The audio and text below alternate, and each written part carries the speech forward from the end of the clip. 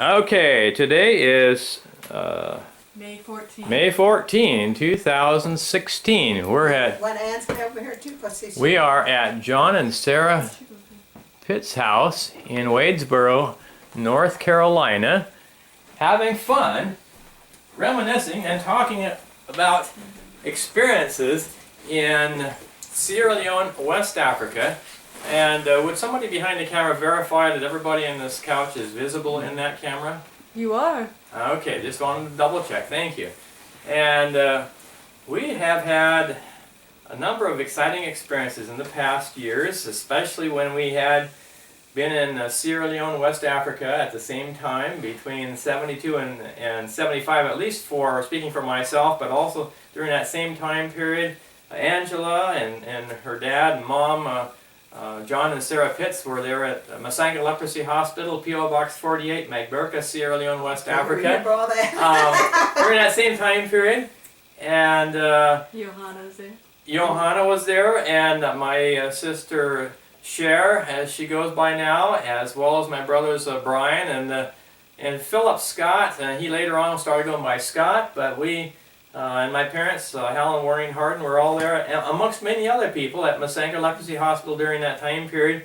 John was our business manager at our hospital during that time period, and we had all kinds of adventures. But I had a first question for you, John and Sarah. What encouraged you? How in the world did you get encouraged to go to Sierra Leone, to Masanga Leprosy Hospital, of all the places in the world, to begin with? Well, we didn't get encouraged to go to Masanga Leprosy Hospital. I was working for Haskins & Sells CPA firm in Denver, Colorado, when we came home one Friday evening and I was reading the Review and Herald. And in the Review and Herald there was a little blog, you call it blog now, on the right-hand side of the page. And it said, "We need nurses and accountants in the mission field." Okay. And I read the article and I showed it to Sugar. I said, "Hey, I wasn't really enjoying working for Haskins & Sells. And so I said, what would you think about going overseas?" So my wife said, "Well, let's pray about it and we will see how the Lord leads." And so we did. We thought about it for a while, we prayed about it. And the more I thought about it and the more we prayed, the more I felt, and I think Sugar agreed with me, that it would be a good idea to go overseas. We had talked about it before when we were younger, that one day maybe we would like to be missionaries. And we had dear friends who were in Nigeria who were encouraging us all the time to come to Africa, the Deshays. Okay. And Sam Deshay? Sam and Bernice Deshay. Uh-huh. So after some time, we decided to call the General Conference. We were living in Denver. And we called the General Conference and said, what does one have to do to apply for overseas work? I saw this article in the Review and Herald, and my wife's a nurse, I'm an accountant, and we're interested. And they said, let us send you an application. So they did. They sent an application. We filled it out, and we sent it back in. I guess it was several weeks before we heard anything from them. But we finally heard that, yes, we would like very much to have you come and go as missionaries to wherever. They said, where do you want to go? And we said, it doesn't matter. Wherever the Lord wants us and needs us, we will be willing to go anywhere. Okay. We have no preferences at all. And so we communicated back and forth. And they said, yes, do you own your home? Yes. Do you own a car? Yes. Do you own furniture? Yes. Well, we would like for you to come and join us. You need to put your house on the market. You need to put your car on the market. You need to decide what you're going to do with your furniture and everything. And so we did just that. And it didn't take us very long to sell the house. Didn't take us very long to give away most of our furniture. We talked to the Deshays and asked them about some ideas of going. They said, would you consider going to Nigeria? And we said yes, if that's... Was that when the Biafran War was going on? That was right after the Biafran War. Okay. Just after the Biafran War. And the Deshays were still there. And little did they know at the General Conference that if we had said that we would choose a place to go, we would have chosen to go where the Deshays were. But we didn't want to establish our own route. We wanted to do what the Lord wanted us to do. And so we said, yes, we would go to Nigeria. They said, we need a treasurer in I can't remember. In the mission office. In the mission office, I can't remember the name of the Lagos. town. Harcourt. Port Harcourt. Port Okay. Harcourt. Yeah. And so we said, yes, we would be interested in doing that. So while we were selling our things and getting rid of things and preparing to go, we got books on Nigeria. I went to the library and got all kinds of books on Nigeria and read up about the Igbo people and The houses. the houses and the all of the tribes of Nigeria. And we really boned up on Nigeria. And once we sold our house, they said, we will give you 3 months to visit your relatives. We will pay, you'll be on salary for 3 months. You can travel anywhere in the United States you want to go, visit your family and say goodbye and so forth. And then at such and such a time, we will send you to Africa, to Nigeria. We applied for Nigerian visas. And at that time, the Biafran War had just ended. And of course, America was in favor of the Igbos. But was it the houses? Yes, the houses won the war. And so America was not held in such high standing by the people who had won the war in Nigeria. So when we applied for our visas to Nigeria, they took a long time to come. In the meantime, the Deshays came home on furlough. And while they were home, Sam and I went to Washington to the Nigerian embassy to see about what was the holdup on our visas. And when we got there, we found a man, a Hausa man, who was very anti-American. And he said, we are willing to accept doctors in Nigeria from America, but we're not willing to accept anybody else. So we're granting no visas for anyone. And he was very adamant. And he went on to say, the days of Tarzan are over. And Americans can't come over here and run our affairs for us anymore, you know. And he was determined that we definitely were not going to get to Nigeria. So of course we sent the information back to the General Conference. And he put stamp our visa canceled. Yeah. Yeah. They had given us visitors visas. Oh, so that we could stay canceled for that one too. No, well that's the one they canceled. Oh. We'd sent our passports in. They had given us visitors visa for 3 months.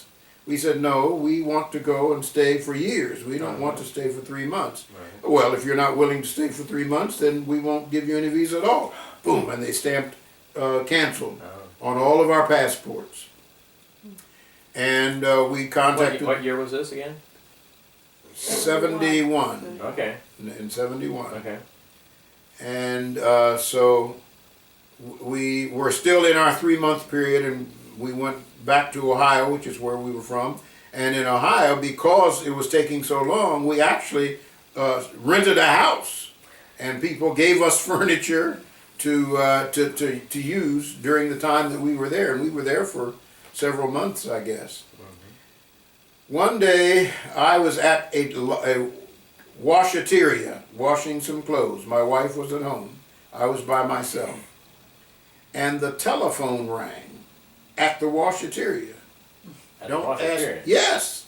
Don't ask me how they found out. And someone said, is there anyone here by the name of John Pitts? Oh, my word. And I said, yes, I am he. And I went to the telephone, and it was the General Conference. Really? On the phone. Where you were washing your clothes? Where I went to washateria, where I was washing my clothes. The General Conference was on the phone.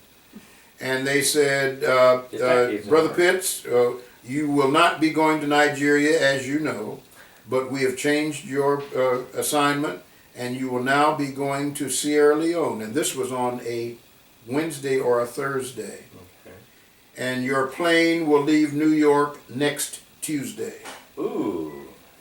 We said Thursday and Tuesday. yes, between Thursday and Less than a week. Tuesday. And Yeah, less than a different week. country, no less, too. Yeah, different country. We hadn't done any studying at all on Sierra Leone. Nor leprosy. Nor, yeah, you'll be going to a leprosy hospital Oh, my. in Sierra Leone. So I grabbed my clothes and went home and told my wife what had happened. And of course, very hurriedly, we called the people we were renting the house from, and we were doing on a day-to-day basis. And we said, we're going to have to leave here within the next day or so. And all the people who had lent furniture to us, we gave it back. We Yes, did yes, and still own a everything else. car. We did have one more car. We had two cars, and so we sold one. But we did have this car, and we found someone who would buy that car from us between Thursday and Tuesday. Oh, my. And we also found someone who was willing to carry us and our luggage to New York. And From we Ohio. did, from Ohio. Okay. And so on that Sunday morning, we had gotten rid of everything. We got packed up. We traveled to New York on Sunday, or was it maybe even Monday? Remember, the process started in Denver in February, and we finally left in June. Yeah, we All the way from February to June. from February to June is when we finally left New York. But we got to New York. Maybe we spent one night in a hotel before the plane left. The plane left on Tuesday. We must have arrived there on a Monday, and we spent one night in a hotel, and then we got ride to the was it LaGuardia or the JFK. JFK airport. And by Tuesday afternoon, by about 6 o'clock, we were on a plane heading for Sierra Leone. Of course, we had to change planes in Dakar. And And we Dakar, Senegal. yeah, we reached Dakar at about 6 o'clock that next morning. And we changed planes to go fly from Dakar to Freetown. We reached Freetown about 9 that morning. Now, I had on a suit, and my wife, and it was June, but it wasn't hot, so we weren't wearing summer clothes particularly. And when the plane taxied down the runway in Freetown, we were the first ones at the door. So, here in America, you can't get out of your seat until the plane stops. But over there, as soon as we hit the ground, people were getting up, moving around, And so we were near the door. I was standing right. The girls and Sugar were behind me. And when the stewardess opened the door of the plane, it was as if she had opened the door of a blast furnace. Whoosh! Because it was probably 70 degrees on the plane. It was air conditioned.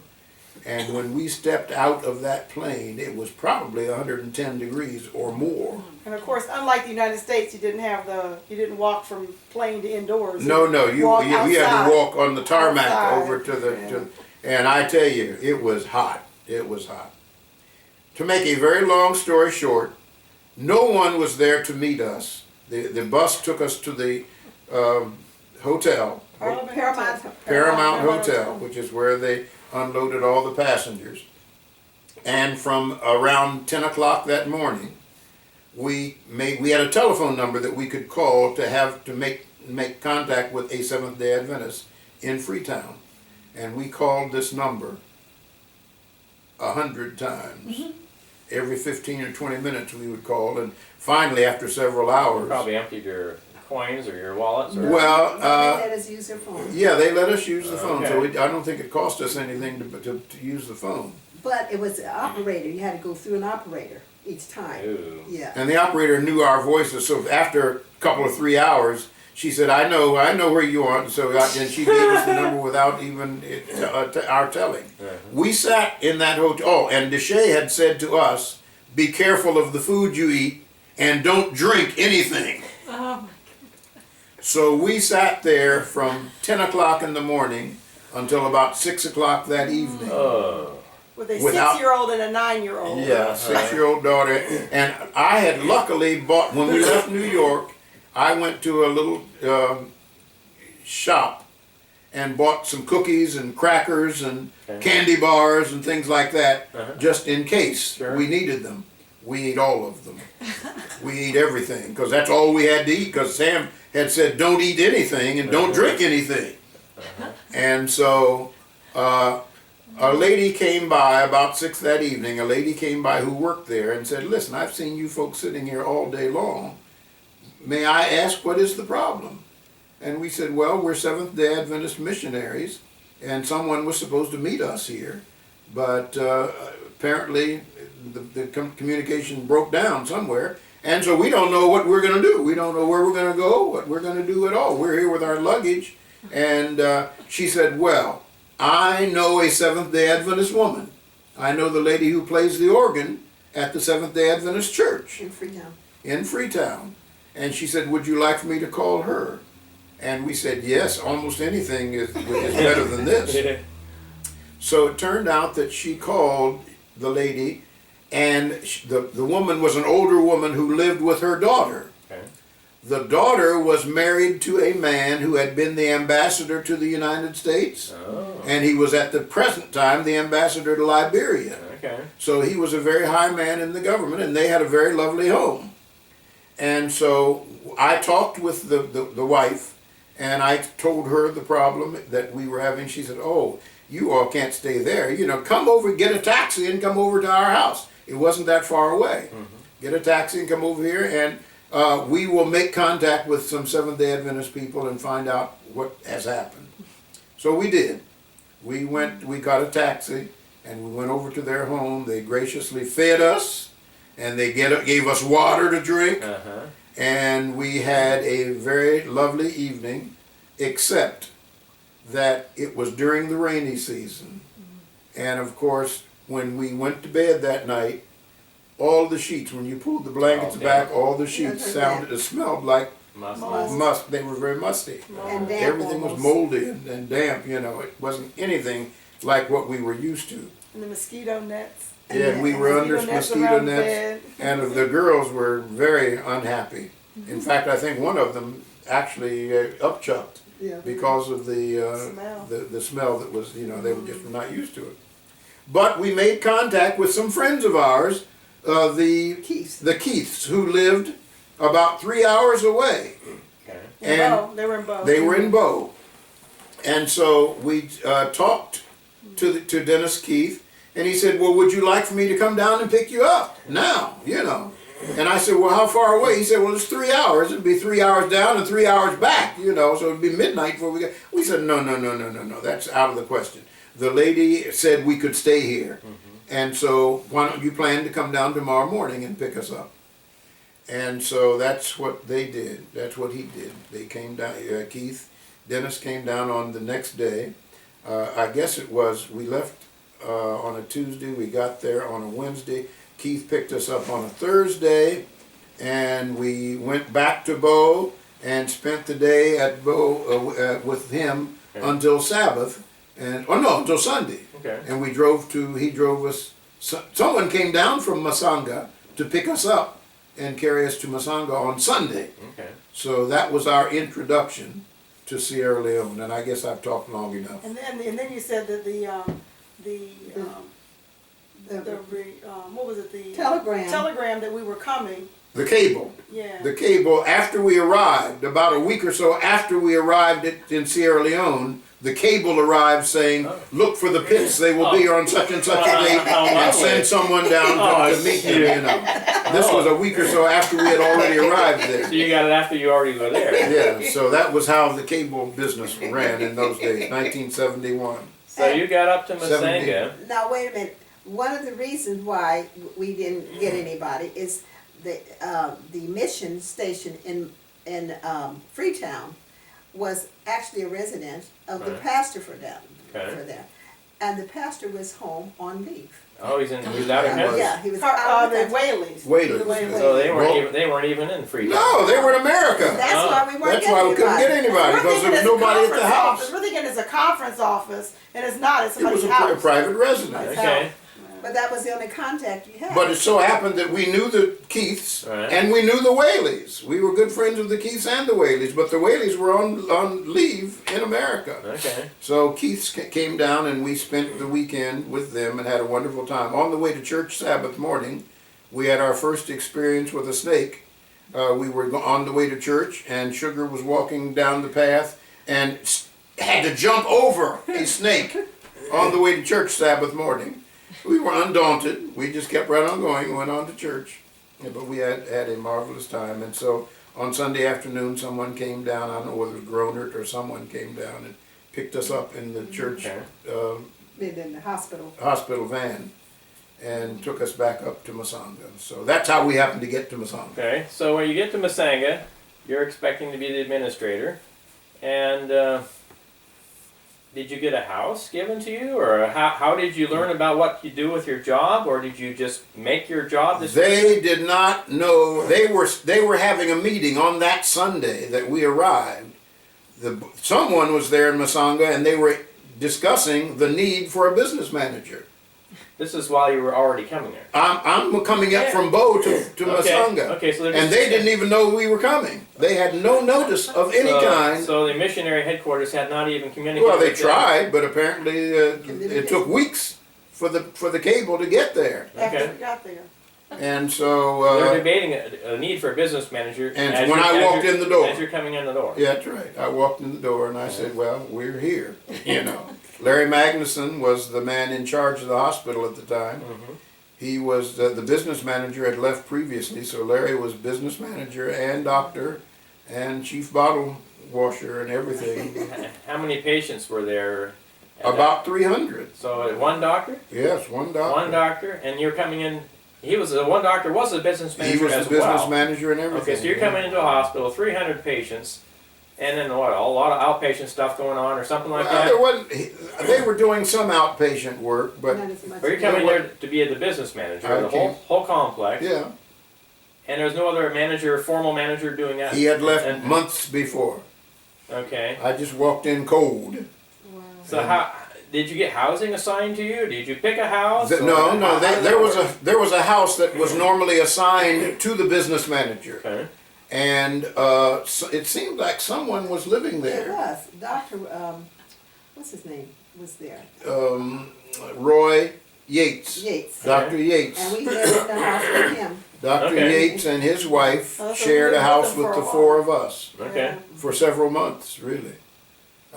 Until Larry, when Magnuson left, then Dr. Yates moved into the house that was assigned to the doctor, Because the house we lived in was really supposed to be signed for the business. to the business manager. And the homes were lovely. The homes were not bad at all. They were very nice homes. But it was a very interesting situation. Well, I know when we got there, they had some hand crank phones that were just antiques left over in the houses that had been used in previous years. So you didn't have any phones. No phone at all. You used a shortwave radio to communicate. No, or that was ham radio? later. Was it later? When you folk came, we had already been there 2 years. Okay. So, So the we, ham radios were later. there was they no weren't- there was no communication of any kind So except zero. by car. Okay. If any communication with Freetown had to be by wheels. Okay, just go in person. That's all. There was So you no had a other way to 4 or communicate. 5 hour drive just to It communicate. was a 5-hour drive from Masanga to Freetown in those Okay. days. So what was it like in dealing with the local people, for example? In your dealings. Deshay had been at Masanga before, a couple of years before, and he said to me, there's a man there whose name is T.A.K. Dow, D-A-W-O. He said, you look up Dow. Dow's a good man. He can help you. He will do everything that you need. He will show you around and everything. So we met Dow, and we met Dumbuya. Okay. Deshay also mentioned Dumbuya, and we met John Cisse, and who was the Was Conte there then too? Conte, Yeah. Conte and Cisse. Yeah, those four people mainly. Dow, Dumbuya, Conte, Cisse were the main people who helped us get situated. What did the children think of? What did Angela and Johanna think of the Of this, when they first arrived, what did It you was think? rather overwhelming, really. It was very overwhelming. I remember driving even from the airport to the hotel, just looking at how different everything was from what we were used to. Because, you know, the little mud huts and people walking barefoot and carrying things on their head, and the women carrying the babies on their backs, and everything just was so, there was nothing like anything we were used to. It was so overwhelming. That's the main thing I could say. The trip from Freetown to Bow was not bad because there was mostly paved road going from The Freetown. airport it seemed like the road to the airport, from the airport to the inn, wasn't that good of a road. No, it was not paved road, not paved road all the way. But then when we left Bow going to Masanga, that was another 3-hour drive. Dirt road. That was bad road, very bad road. Potholes and stones. It's only about 50 miles away, but it took about 3 hours to go 50 miles. You're covered in red dirt by the time you get home, get there, because the windows were down. The cars weren't air conditioned, so the windows were down, and the road was dirt, because all this dirt was blowing, and you're just covered in dirt. But all of our clothing, we had suitcases with us, but other than the suitcases we had with us, all of our belongings were still en route to Africa by ship. And it was several weeks before they arrived. So we had to make do the best we could. And of course, as they do at Masanga, there were several other overseas families there already. And the first week or so that a new family is there, all the other families feed you. You know, you don't have to worry about feeding yourself. And they train you, teach you how to buy your rice, how to buy your food, how to do whatever needs to be done, and you make out the best way you can. Nothing is like in here. Nothing is like here. There's no grocery stores. There's no You couldn't buy bread. There's nothing. No stores of any kind. Nothing. Because where we were, I mean, there were stores in the city, but not where we were. There were no stores. And you had to boil every drop of water that you used. When the water came right out of the river, you had to boil the water and filter. And it was brown. It was brown. You boil it and filter it. And so we got used to doing that. And when we looked at the water, when we were going to take a bath. I remember we took a bath. We thought, okay, are we color. dirtier before you take a bath or after you take a bath? They have pictures of the water in the bathtub. The water was dirty. Like, okay, you're going to take a bath. The water in that? was almost about this color. Yeah, it was brown. When you fill up the tub with The water water. was brown. Like, okay, are you cleaner before or after the bath? You know? Although, in order to take a bath, we had a thing called Dettol, which is similar like to Lysol here in America. And you would run your water in your bathtub. There were two baths in the house. The bathtub for the main bedroom area, and then at the far end there was a spare bedroom and a bathroom down there as well, next to the kitchen. And when you ran the water in your tub, there was no shower, it was just a tub, then you would take your Dettol and pour a cap full of water, Dettol into the water and stir it up. And after I'm hoping it would kill everything. After a few minutes, you could get into the tub, that brown water, and take your bath, you know. Who was better by the time they got there? Didn't you all worked on the system? While you were there, I think we got water. We started working on it was water. about the third or fourth year I was there that we started getting. Yeah. But there was electricity. We had a generator on the compound. There was electricity 2 hours in the morning and 2 hours in the evening, from 10 until 12 in the morning, and from 6 until 8 in the evening. No, in the morning when they had it, wasn't it Monday, Wednesday, and Friday, or when they were having surgery? Oh yeah. It wasn't every day. It wasn't every day. Not When in we the first morning. got there, it wasn't every day. And you had if you were going to do your laundry or you need any electricity, you had to do it in those hours. Unless it was storming, and then they turned the electricity Oh yeah, off. when it stormed during the rainy season, and the beginning of the rainy season and the end of the rainy season, there were always dreadful storms. Much worse than anything I ever saw in America. Much worse than anything I ever saw in Turn the America. electricity off. And they would have to turn it, because if a lightning struck the generator, it would knock the generator out. So they turned off the generator whenever it started Lightning storming.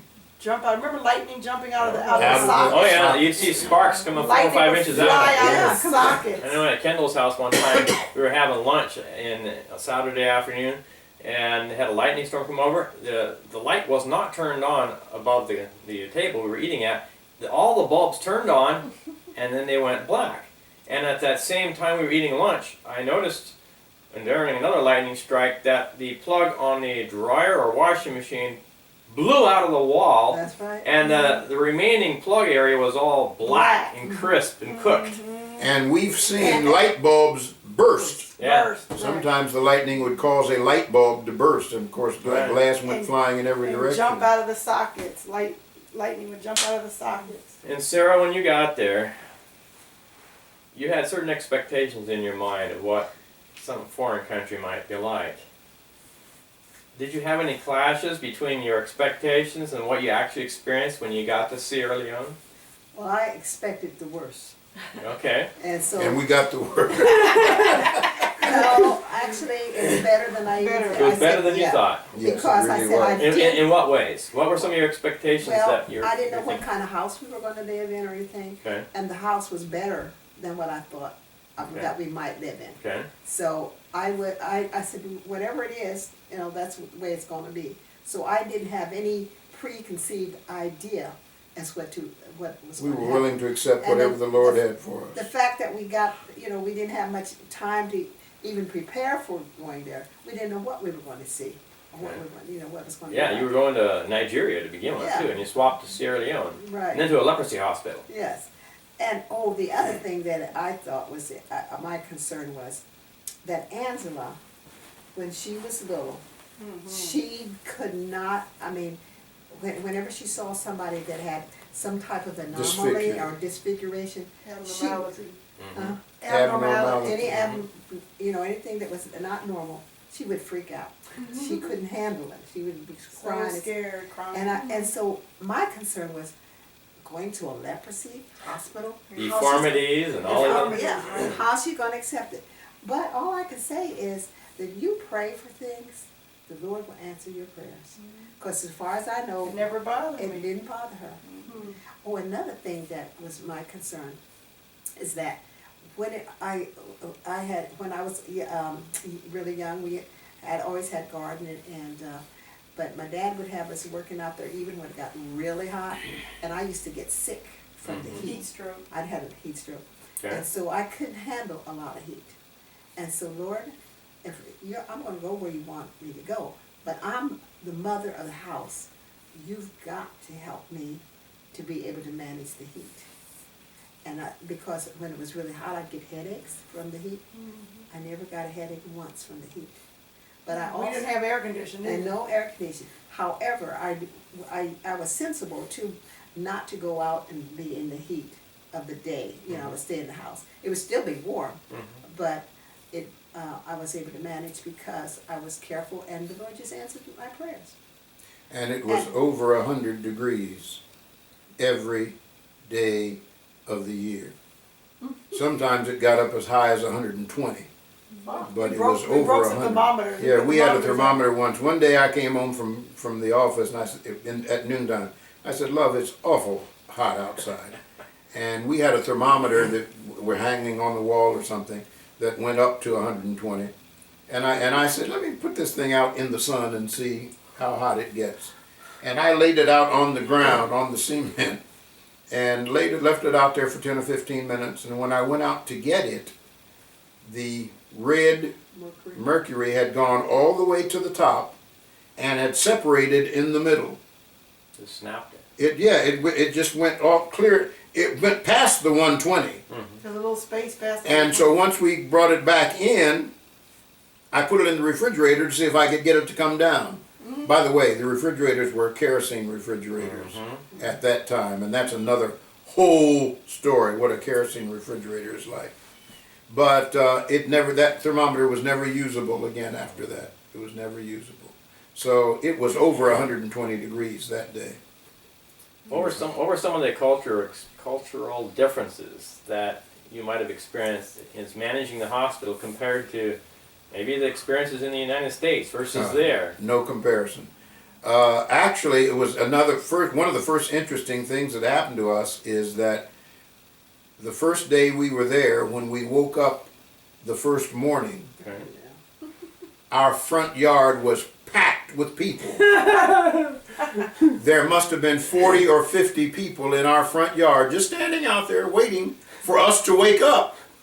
They didn't wake us up. They didn't knock on the door. They didn't do anything. They just stood in the front yard. You're talking about cultural. Mm-hmm. They stood in the front yard.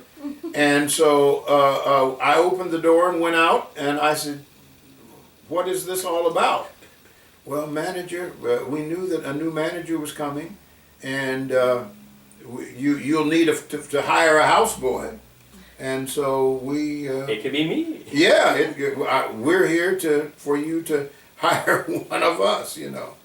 And so we said, "Well, we're not." And you had to hire a houseboy. It would be An insult to the profane to be an overseas person. And I mean, you had to give somebody a job. And so we found that out talking to, you know, after we told the other First overseas you thought people. you didn't want one. You said Yeah, we said, no, we'll make out. We don't need a houseboy. We'll make out very fine without a houseboy, you know. And so I sent them away very unhappily. They were very unhappy to be sent away. But we talked with Larry, and we talked with Groaners. Gronert and And Rexinger. That's who I'm trying to think of. Dale Rexinger. Dale Rexinger and different ones to, you know, what's this crowd? They said, "Oh, those are guys who are there wanting to work for you, you know." For the yard and the house. So it turned out that we talked with Larry, and Larry I think he had the same. You mentioned Bai today, Bai but worked for us. but Bai was the yard man. Bai wasn't your I think it houseboy. was another Ahmed- Amadou was No, ours. Amadou was It ours. was ours. The same man who had worked for Larry, I think, Magnuson. Magnuson, Okay. was probably worked for. Anyhow, Larry contacted his houseboy, and his houseboy had a cousin Okay. that he, you know, wanted to But recommend you don't want to just us. anybody in there, because Right. sometimes they would come in there and steal your stuff and Oh, everything. yeah. So you So, get the right one. Larry's houseboy gave good recommendations for this young man. He had never worked as a houseboy before. He was a young man. He was probably only 17, 18 years Well, old. we don't know because he didn't. We don't have any idea how old he was, but he was just a young man, Uh-huh. maybe in his early 20s. But his name was Amadou. Amadou Yate. And Amadou came and we Had to train him. we had to train him. My wife had clothes for him to wear every day. Changed into clothes. When he would come in, she would make him take a shower and give him clean underwear, clean clothes, clean everything. Which when he left to go home, he left it all there. She cleaned it all up so that every day he had new clean clothes to put on. Because he did the cooking, some cooking. Or preparation. He did Preparations the cooking. He did and- like cutting up stuff. And But I- cleaning the house and everything. But he turned out to be, the whole 6 years we were there, we had Amadou with us the whole 6 years. We never made a change. Cultural things. All right. Deodorant. One day, Deodorant store. after I had been manager there for a few weeks, I suppose, we paid in cash. Okay. All payday was in cash. There were no checks. Everything had to be done. Sometimes There were my no pay banks. No banks There were nearby, no really. banks. Well, I would go to Maburka to the bank, and I would get sometimes up to $5,000 in cash. Okay. But they didn't have banks. A local. No, they didn't have banks. There were no banks out there where we were. We were living in the bush. But I would have to go to the bank in Maburka every 2 weeks. Was it every 2 weeks or every month? About once a month, I think. We didn't pay but once a month. And I would dish out, you know, $20 here, $30 here, 25, 22, 17, whatever. And we had about 100 employees. And I had an office, and then I had an ante-office just before you walk in the door, and there was a little room there before you go into my office. Okay. Well, one afternoon, First of all, you need to say people did take baths, but they were working hard. all right, well, I can say that afterwards. Oh, okay. I walked into the first little room, and there must have been 100 people in that room Ooh. in 100-degree weather. Okay. With no air conditioning. No air No air conditioning. No windows, the door, maybe the door, I don't know if Okay. the door was open or not, but it wouldn't have done that much. But it was just, the place was packed. Okay. And I said, "Ooh, it smells terrible in here." Oh, it's you. In your quiet voice. Oh, yeah. I can listen to me. You can't even whisper hard. Oh man! And I said, "Oh, this is terrible." And I walked on into my office, and started peeling out money, and all of them came through one at a time, and I paid them, and nobody grimaced or said anything unreal or unusual to me. Now the next day I went to Freetown, didn't I? Didn't they come? They accosted you after I had gone to Freetown, Yeah. and so I left Freetown the next morning. A representation. Yeah, a representation came to my house and told my wife, the manager has insulted us. They said abused. Abused. The They manager used the has word abused which us. means insulted. And so she said, well, how could the manager, how did he abuse you? My husband wouldn't do anything like that. And then they told her what had happened, you know. So she said, well, he's in Freetown right now, so there's nothing we can do. So when I got home that night, she told me what had happened. And so the next morning in the office, I called in a delegation, you know, into my office. And I said, you know, I apologize. You know, I certainly didn't mean to abuse anybody. I was just reacting to the situation. But you learn over there that you ignore smells. And there's a lot of smells to ignore. You ignore. Oh my you goodness. treat them as though they don't even exist. And that's how people get along. And as Sugar was saying a minute ago, it's not because they don't bathe. They do bathe. They bathe regularly. But what good does it do to bathe and then go back out in 100-degree heat? With no deodorant. Yeah, and no deodorant or anything, you know. And nobody can afford deodorant. Yeah, That'd be a so whole deodorant week's was pay. much too expensive for them to afford. So that was one of the cultural things that we learned right away. I have a question. So, when you had so much money, were you not afraid of being robbed, or? Not really, and I never went by myself. Yeah. I always took one or two men with me. This T.A.K. Dow was my right-hand man, and he spoke English very well. Of course, he was Timney, and he spoke other languages besides Timney. But anything that I needed, Dow was there to help me with. And then Dumbuya became my number 2 man. Actually, Dumbuya became number 1 after a while. But Did they have? I would always have someone with me. Did they have guns or knives? No, No. Machetes. Everybody had machetes. But you know, one of the interesting cultural things, and I said this to people when we got home. If I were in Freetown, and even if it were 10 or 11 o'clock at night, and I was walking down the street, and I saw 5 or 6 men walking towards me, there was never a thought of fear. Because the people were mild-mannered and very courteous, and they treated overseas, but at least they treated me. Did you folk find that they treated you well? Oh, almost like royalty. Yeah, I never It's had almost any like, problem why at all. are you treating me like this? Yeah. So I was, respect. if I were Very in high New York walking down the street at 11 o'clock at night and 5 young guys were walking towards me, I would be a little uneasy. Not in Sierra Leone. Not when we were there then. That may be different now. Yeah. But when we were there then, there was robbery. Now there was robbery. There was stealing. But there's a difference in robbery and stealing. When you steal, you take things from people who don't know that you're taking them. That's what it means to steal from somebody.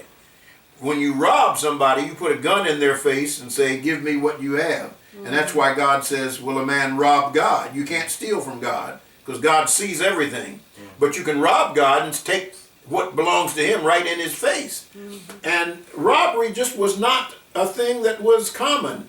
People would steal. They would, if they thought they could get by on you without your finding They out. stole our bicycle. Yeah, Remember they stole. They stole our And that was bicycle. years later. Yeah, that was years later. That wasn't near the beginning, but I know I never had any fear. I would go and cash my check, and I would put the money in a bag or my briefcase or whatever, and come on back to the.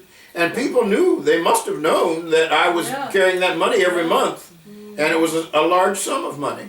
But I never worried about it. I never had any trouble with anybody. Never once lost any money that way. So Other experiences that you had a contrast. What are some? Are there some other experiences that come to your mind right now? I have a question. all right. So, Sarah, you were keeping the house versus working as a nurse, because you said you were going an accountant and a nurse. bet you didn't necessarily work as a nurse there. Well, it Sort was, of. yes and no. It was, if you had children, you had to teach them. Yeah. And so I had to teach my kids, and that would be a daily thing. Also, if anybody, overseas people, came to the compound, you had to fix food for them, boil their water so that everything, they would be okay when they There were no came. motels or anything, so they had to stay at your house, Yeah, at somebody's house. and with my husband going to Freetown, often he would see people, and he could tell they were Americans, and he'd invite them to come up to our home, and we'd have to house them and feed them and everything. Yeah, we bring random people from Freetown all the time. All the time. And initially, there was no communication, no way of knowing who he was going to come home with. Yeah. But the other thing is that besides the kids, when anybody in the, well, first of all, the hospital was set up to treat leprosy patients, not non-leprosy. So I always kept a supply of medicines and first aid equipment and so forth there at my house. So when anybody from the village came and somebody was sick, then I would try to take care of them They the come best to your I back could. door. They come to my back door. So I actually ran a Clinic. backdoor clinic, a dispensary. And so, and then like if a kid had something, maybe even malaria. Measles was a big one. Well, that's another whole story. But I'll mention that. But if they had something and you had some medicine and you had to figure out how you were going to tell them what the dosage was. And so what I figured out in many ways is that you take the lid of, if it's a liquid, I would show them how high to make how much liquid to put in that lid by the circles in the lid. And then to tell them about the time to take it. I could say, well, when the sun comes up in the morning, you take it, and then when the sun is straight up here, and when the sun's No going down, watches, no clocks. they didn't have watches or anything like that. So I had improvised the best I can to tell them how to take care of their patient, the person, and the medicines or treatment that they had. And a lot of the medicines that we had were already expired. People would send this expired medicine. And what we do is just pray over that medicine and pray that it was going to be as effective as it should be. Now, and Angela mentioned something. One thing that could really devastate a village, Wipe out a village. Is measles. All the children. And the measles would come, and a couple times we had a measles epidemic. And we've come to find out that they came in and said, oh, Nancy's baby died. And then come to find out it was from measles. And so we would go out, the babies would be burning up with fever. And so one time I asked, there was a whole village of kids with measles, and they were burning up. And so I had them to go get some water and put in the pan, and we just bathed these kids in cool water to try to get that. They were wrapping them up. Yeah, and they were wrapping them up, and not only that, they was having diarrhea. The diarrhea was just, the babies were just it was just sad. Defecation. They didn't clean it up. They didn't clean it up. No, they're just defecating all over the place. So then we also had to treat try to have something for that, and also we gave them, we made a solution of sugar water and salt, I think. So was that what it was? I'm trying to remember exactly what's Some coming. orange juice or something too. Yeah, and then we taught them to take eat oranges, Yeah. because there's a vitamin C in it. And here they had all these gorgeous Sweetest so oranges in the whole world.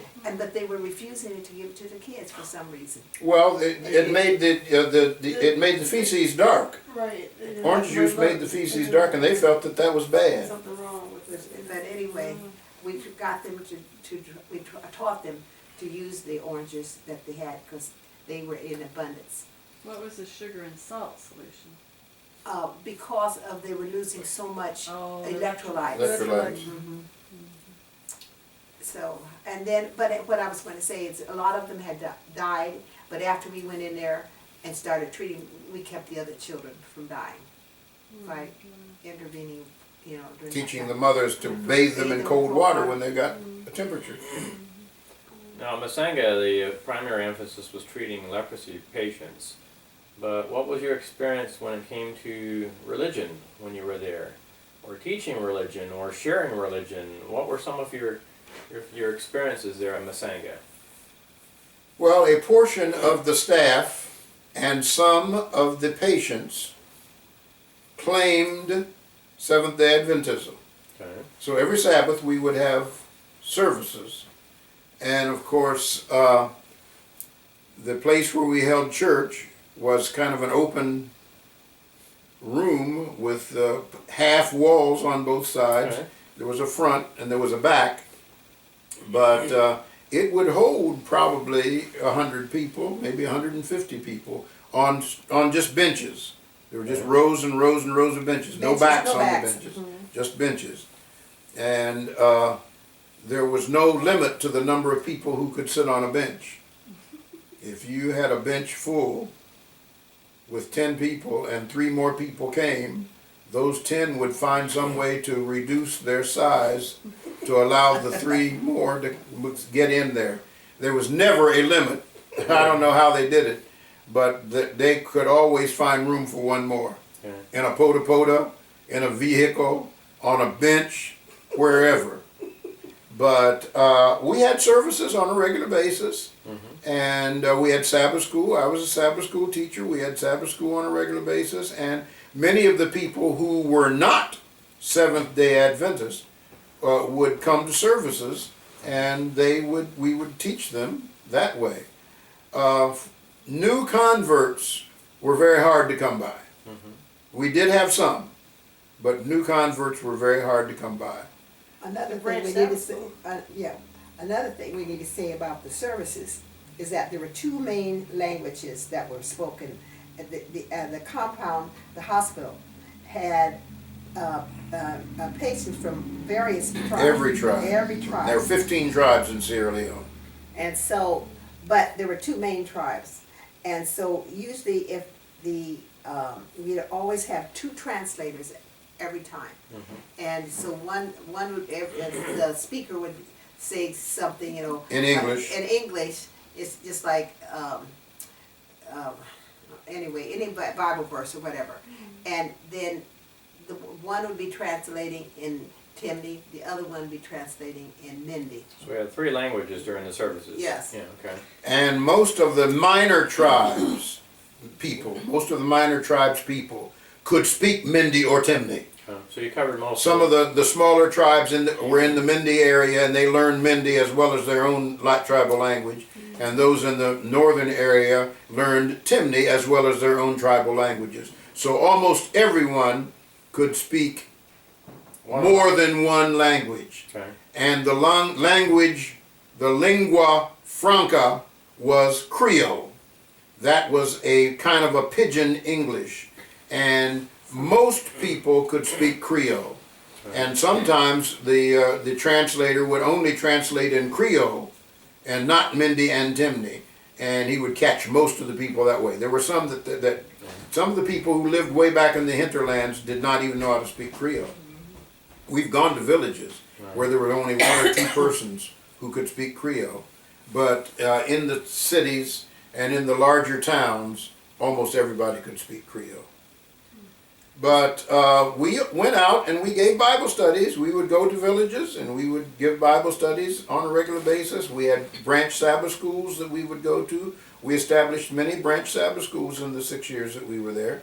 And in fact, we have a book somewhere that has pictures of all of the different branch Sabbath schools that that we established while we were there.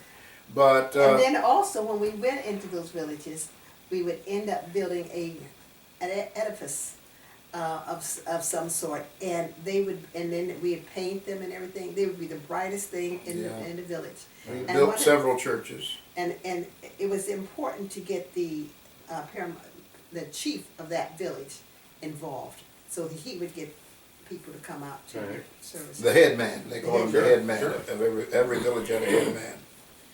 But it was difficult teaching because most people did not speak English, and it was difficult to translate all of the Bible studies into their languages. We tried, but we saw very few baptisms, even over a 6-year period.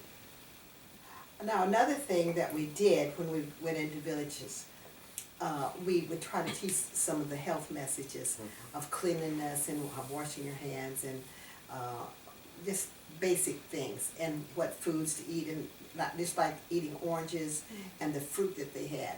It was important to do that.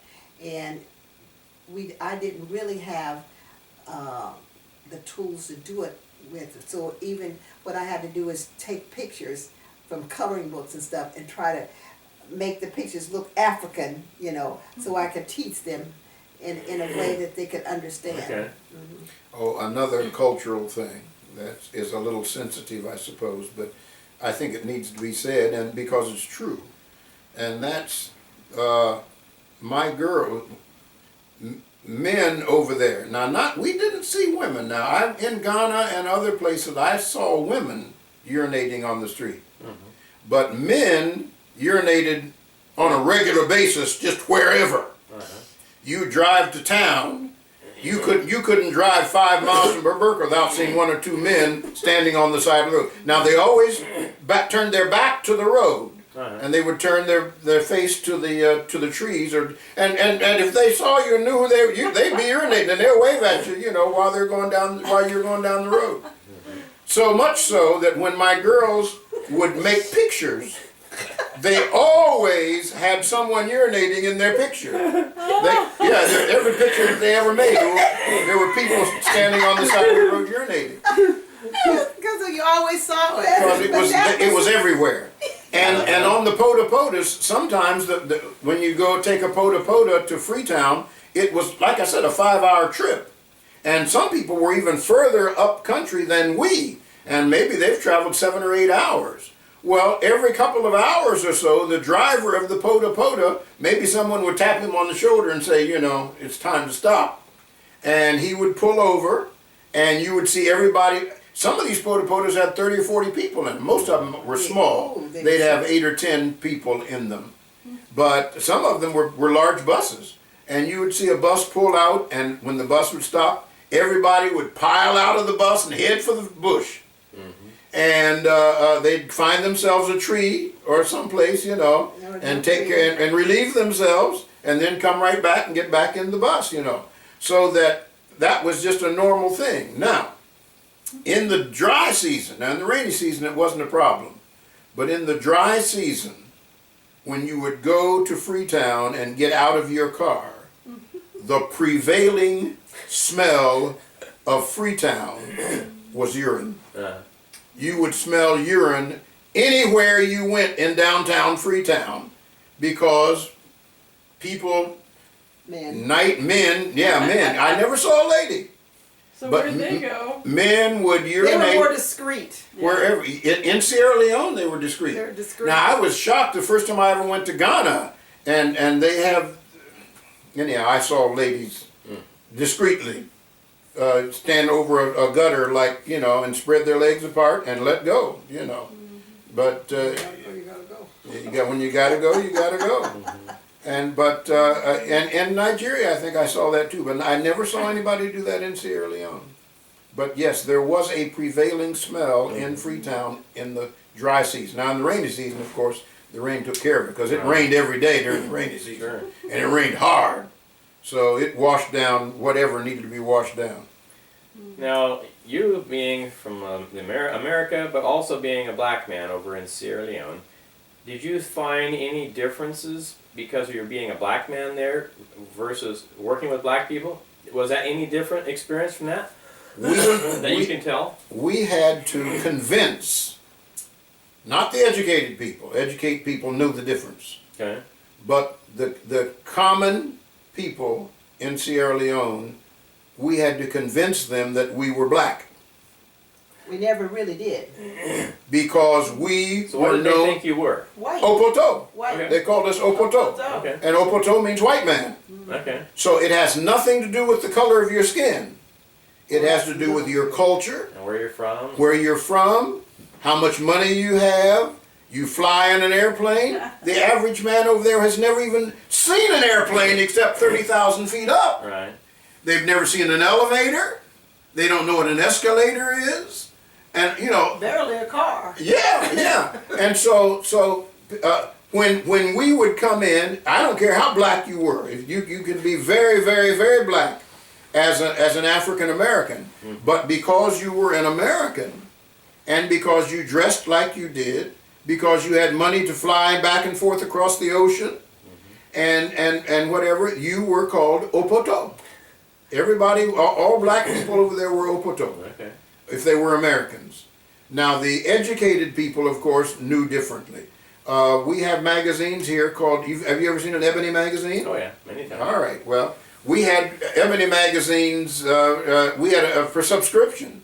And of course, most of them we didn't get because once they arrived in town, People snag them. the people would snag them. But we got them from time to time, and we would take Amadou, our houseboy, and show him pictures of black people. And we'd say, this person is black, you know, just like you are. No, Opoto, he's Opoto. You couldn't convince them that, so black had nothing to do with skin. Okay. Even in Sierra Leone, we saw more albinos than I've ever seen in my whole life. I Right. probably, until the time I went to Sierra Leone, I've maybe seen 3 or 4 albinos in my whole life. I saw 3 or 4 albinos the first 6 months I was there, and I saw many more thereafter. The albinos were called Opoto. Really. Now, not because of their culture, but because they were white. Now, they did call them because they were, they called him Opoto B. He's a white black man. Okay. B means black. So Opoto B is a white black man. But I felt that I had a good I had a good relationship with the Lebanese people as well, because I was in Freetown all the time. I was in Freetown every week, sometimes twice a week. I knew all of the head, the government officials. I knew all of the commercial leaders in town, and I had a good relationship with everybody. So it depends on how you treat people Okay. as to how you will be treated. So I never had a problem, black or white. It didn't make Okay. any difference. Now, when you came back to the States after being in West Africa, what are some of the biggest differences you thought about when you came back to the States after being in West Africa for 6 years? You had probably came back for a furlough in between, but Yeah, we came when you home on back 2 furloughs. when you came back permanent to the United States, what were some of the biggest differences you noticed in the States, or do things come to mind? There was no place in America where it was 100 degrees every day of the year. Okay. That was the biggest thing. Hey, we got away from all that heat. Now we moved to Florida, and we had been away from Africa for 30 years maybe when we moved to Florida, and the humidity in Florida was oppressive to us in spite of the fact that we had spent that many years in Africa. Yeah. But the temperature, the climate, the attitude of the people, we had Norwegians and Europeans who didn't understand what it was like in America. Oh, cars. We talked, I mentioned in passing one day that I had owned 30 cars. Okay. You know, because I bought old cars, you know. Uh-huh. I'd keep them for a year or so and they'd fall apart and I'd have to buy another old car for a few $100s. David Groner actually got angry with me because he felt that I was bragging about having owned 30 cars. It wasn't that many. I was not well, it was close to that. I was not bragging. I just made the statement in passing. But in Europe, in Scandinavia, a car, well, just like in Cuba, they're still using 1945 and 50 model cars 50 years later. Right. Because if something breaks down, they Yeah. fix it and they just keep the car running. Well, Europe is the same way. Scandinavia is the same way. Cars were so expensive in Scandinavia that when you buy a car, it's yours for life. The lifer. Yeah. Maybe a man will own 2 cars in his life, or if he has plenty of money, he may own more than that. But the average man will own 1 car in his lifetime. And so I tried to explain to them, cars are cheap in America. They fall apart. They're no good. They don't last very long. And most Americans are not mechanics. Whereas in Scandinavia, I think most of the men knew how to take care of their own cars. And if the car broke down or something, if they couldn't take care of it themselves, they knew somebody who could, so that they could keep that car running for years and years and years. That's not true in America. Another thing, we were talking about washing machines, and I mentioned that, how did the thing get started? They have a different kind of, you're talking about the hot water coming in the. Oh yeah, washing your clothes in cold water. It came up something about washing clothes in cold water. Said, oh, you bush Americans, you don't have heaters in your washing machines, and so you have to use cold water to wash your clothes. I said, heater? What do you mean heater? And he said, well, in our washing machines we have heaters so that we can have hot water, so that we can wash the clothes in hot water. I said, I've never seen a washing machine with a heater in America. But we have hot water coming in our sink. You know, every house that I ever lived in had hot and cold water, so that we would run hot water into the washing machine when we needed it, or run cold water when we needed it. Right. He said, you can't tell me that every house in America has hot and cold running water. He didn't believe me. He thought that, again, I was bragging. I said, David, I do. Yes. He said, well, what about the people in the ghetto? I said, the people in the ghetto have hot and cold running water. You know, in every house I've ever been in had hot and cold running. He wouldn't believe it. He just didn't believe it. Now there are people down in the delta of the Mississippi, I'm sure, who don't have hot running water. But that is that's a rarity. That's a rarity. So there were many things that even the Europeans didn't understand about in America. So I tell you what concerned me when I got back in America, or what pleased me or something, is just the abundance of things. We didn't have any grocery stores to go into, no department stores or anything.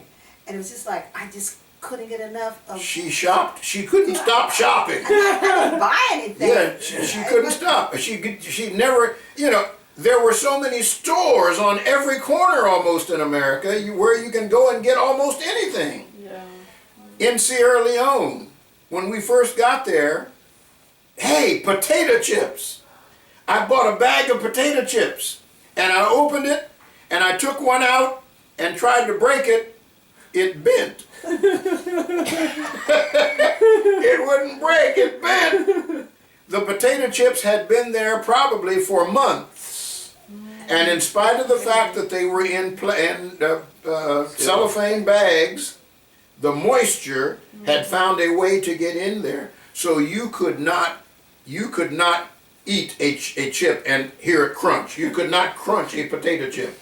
Now, when we came home on furlough, we bought several boxes of Pringles, and we carried them back over there in our drums. Deshay had told us that when the things that are important to you, you put in a drum. Your bedding, your clothes. Like a 55-gallon drum. A 55-gallon drum, okay. And put a cover on it and seal it. And in fact, sometimes they weld them. They weld them. Sometimes they welded them. That's right. Mm-hmm. And so when we first went over, we carried 55-gallon drums. 50. Because we were told you can't get anything over there, so we carry toilet paper, carry matches, carry But we also. flashlights and flashlight batteries and things like that, you know, whatever you're gonna need. So we carried a lot of extra stuff with us But one of the reasons is they said take things so you could give them away. and take things to give And so away, yeah. we didn't need all those because half the stuff we didn't have for ourselves, there was stuff to give away. But when we came back home on furlough and went back, we carried some drums with us, and we carried like 15 or 20 or more Pringles cans of potato chips and kept them in the drum. Ah. And from time to time when we were over there, whenever we would get a little discouraged, Homesick. Some of the Or drums had a pretty homesick. good seal. Yes, they did. well, yes, because they were in a big plastic bag. Right.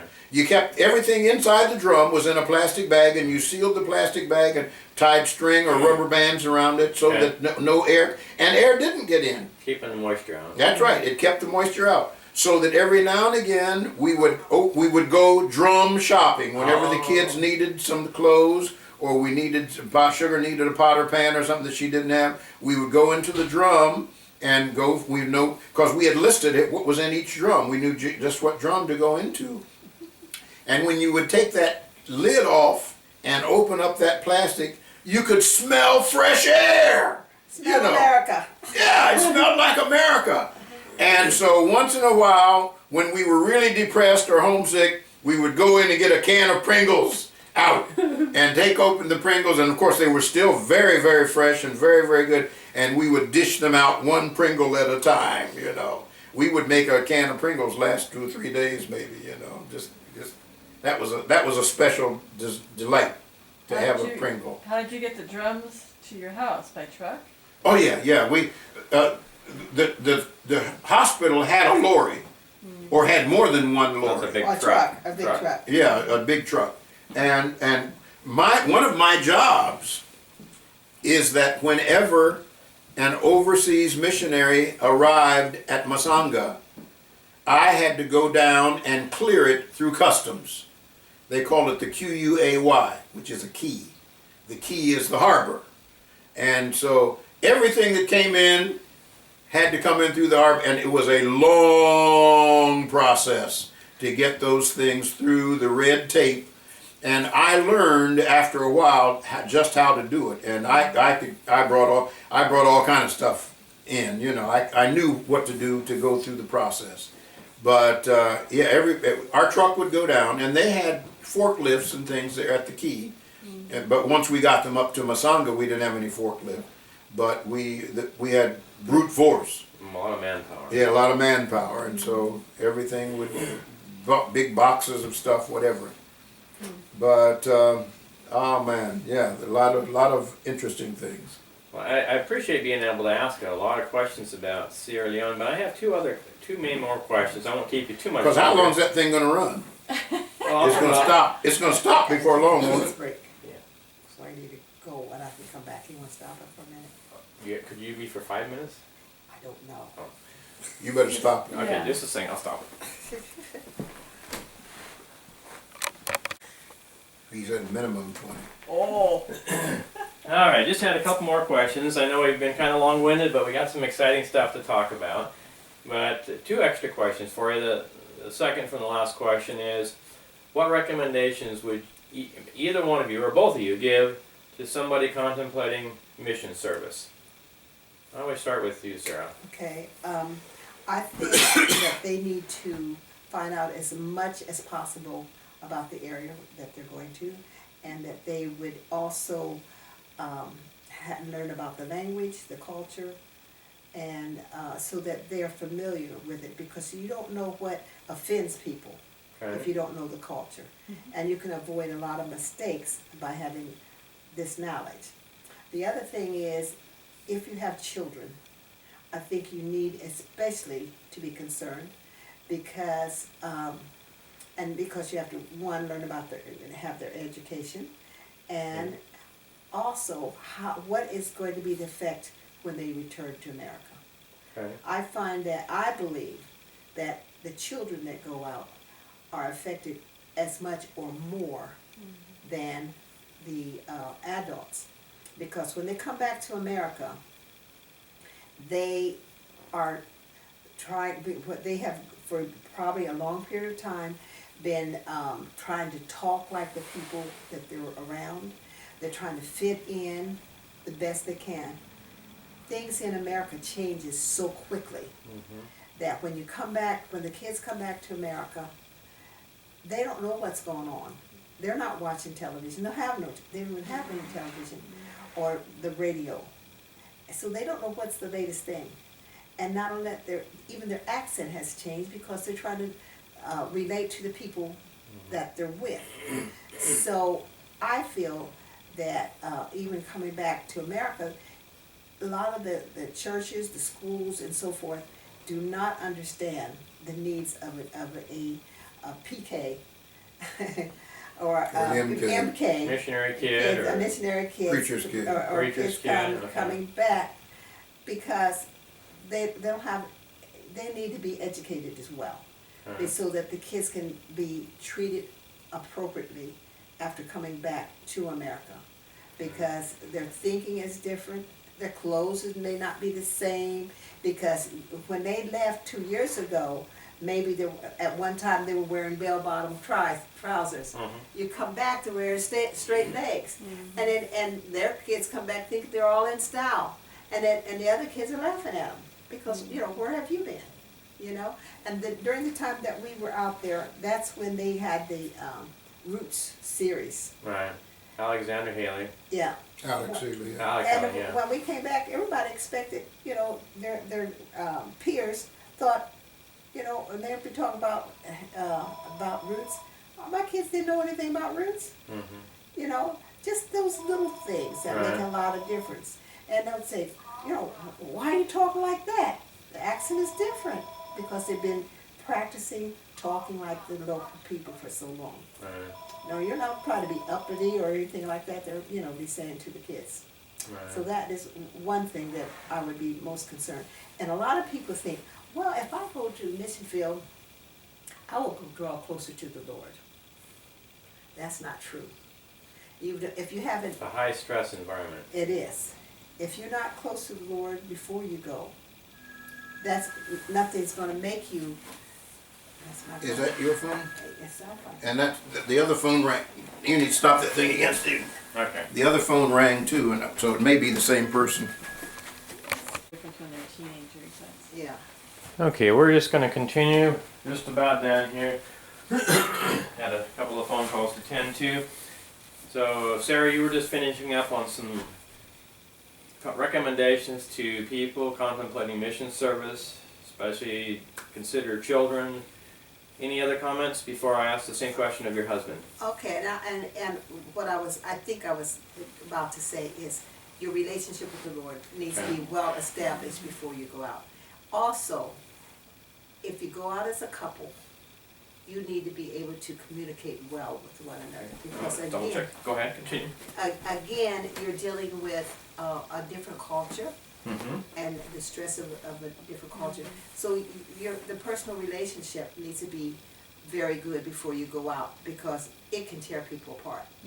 And I have seen people break up after being out in that environment. And as a single person, they need to be a strong person too, because that you don't have all the different places to go and things to do, and you're isolated so often. Most places, it's isolation. And then sometimes a single person can get involved with somebody that under normal circumstances they would not have become involved with. And that's because they need Lonely. companionship. You're I mean, lonely. that's a loneliness and companionship is what they're needing. So that's one of the things that I'm thinking of. Okay. And John, what would be some of your recommendations to people contemplating mission service? Well, something that my wife said makes me think of something I need to say. I think that the General Conference is doing a better job now of preparing missionaries before they go out than they were 35, 40 years ago. Okay. And I understand that there are classes now that they go to at Andrews and other places to prepare them about the culture where they came from. That thing that I ran into about the smells, that the General Conference should have prepared us for something like that. I mean, those are But we didn't even standard prepare. things Yeah. that people ought to know better. Okay. And I shouldn't have had to have that conflict. But as I was saying to you earlier, the times are different now than they were when we went out. I would not want to go back to Sierra Leone today because the Civil War changed a lot of things. Ebola changed a lot of things. And I would not advise anyone in their 70s or 80s to go out. I think that young people who are strong in the Lord, and let me emphasize what my wife said, if you're having problems with your religious fervor here, don't feel that going to the mission field is going to strengthen it. It's not. It's going to tear it down more, because you're going to run into different and more problems there, different problems than you never even thought of here in America. You may not be spiritually fed as much because you're always giving and not receiving That's much. true. And so therefore, you need that spiritual feeding from other people, but you're always giving. When we came home on furlough, we were anxious to hear people like C.D. Brooks and others, because we wanted to be fed, because while we were out there, we were doing the feeding. And so people don't realize that until after they get into it, for the most part. Nevertheless, if a young person feels that the Holy Spirit is contacting them or calling them to go to mission service, I would not discourage them from going. I would say, you make sure that you have the right relationship with God. You make sure that you maintain the right relationship with God and with your spouse if you're married. And because if God is sending you, He's going to take care of you. He knows how to take care of you. But you have to keep that relationship. But you have to going. maintain that relationship with Him. It's very important. So if someone said to me they wanted to go, I would encourage them. But I would tell them to make sure that they have the right relationship with Father first before they go. And not plan to go out there in order to become a better Christian. It's not going to happen, generally. Now, it may have happened in individual cases, but I think the general reaction, the general problem that people are going to run into is going to be different than what they might expect. Well, John and Sarah, I've always had extreme high respect for you. And I've always thoroughly enjoyed being in your house when we spent 2.5 years together in Sierra Leone. And numerous wonderful memories come to my mind when I think of the You remember a whole lot more than we remember, I can tell you I want to that. thank you immensely for being willing to answer some of my questions. And I have one last request before I turn the tape off, and that is to have each one of you have a short prayer. And thank you again for your services in the past and your services you're doing now here in Wadesboro, North Carolina. And Sarah, would you have a prayer for us? And then afterward, would you have a closing prayer, John? All right. Let's start with Sarah. Right. Dear Heavenly Father, we come to you just to thank you for your love, for your care, and for the way you have led your children. And we ask you that this tape may even be something that will inspire other people to work for you.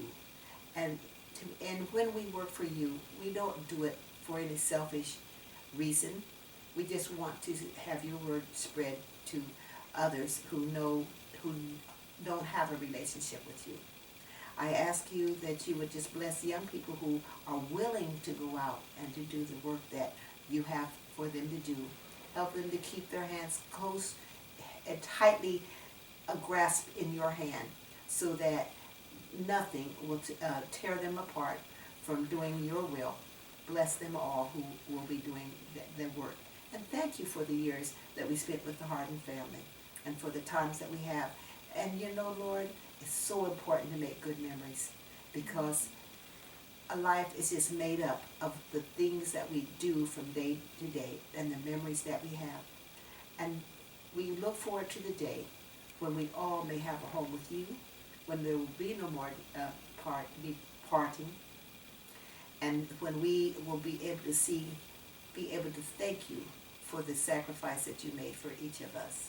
And we pray that we will continue to be able to do your will. We thank you for hearing and answering our prayers. In the name of Jesus, amen. Father, we continue to thank you for all the wonderful things you've done for us down through our lives. We thank you for the opportunity that we had to be foreign missionaries for you. We thank you for the good that we felt that we did while we were in Sierra Leone. We thank you for an opportunity to know the Harden family. We thank you for Stephen and Ruby and their son who have come to spend these few days with us. We ask you to continue to watch over us all. Bless their children, bless our children also in a special way. Draw us all ever closer to you. Forgive us of our sins and help us to overcome sin in our lives. Lead, guide, and direct us day by day and moment by moment. Bless the tape that Stephen has made, and we pray that it will be a blessing to someone. Continue to watch over us, and we pray that one day we will all be able to meet with you around the great white throne. All these things we pray in Jesus' name, and we thank you so much for hearing and answering our prayers. Amen. Thank you both very much. A group hug. If not sooner, if we don't see each other again in this life, I want to race you to the tree of life. All right, how about that? Yeah. I hope I can run better than I can right now. I'm sure we'll be able to. Thank you both very much. All right. All right, Thank you. Artifacts here. Just a few extra goodies. Artifacts from Africa and Tell about the ebony. the Pitts house. Oh yes, this figure right in the middle is the core of the ebony tree with some of the outer part of the tree on the outside. The dark color is the core of the ebony tree, and this carving is demonstrating the core and the outer part of the tree branch, or the base of the tree is right there as well. Just amazing the precision and the carving that people would do. Now, not everything on these shelves are from Africa, but most of the stuff I see here is from different parts of Africa. Just give you a little bit of a tour, and be it drums or carvings of masks and all kinds of other things. There's even a couple of Coppers. From yes, Zimbabwe, the coppers from are Zimbabwe, Rhodesia, or somewhere in there. Zimbabwe. Yeah. The skill demonstrated is phenomenal. What a lot of these people would do.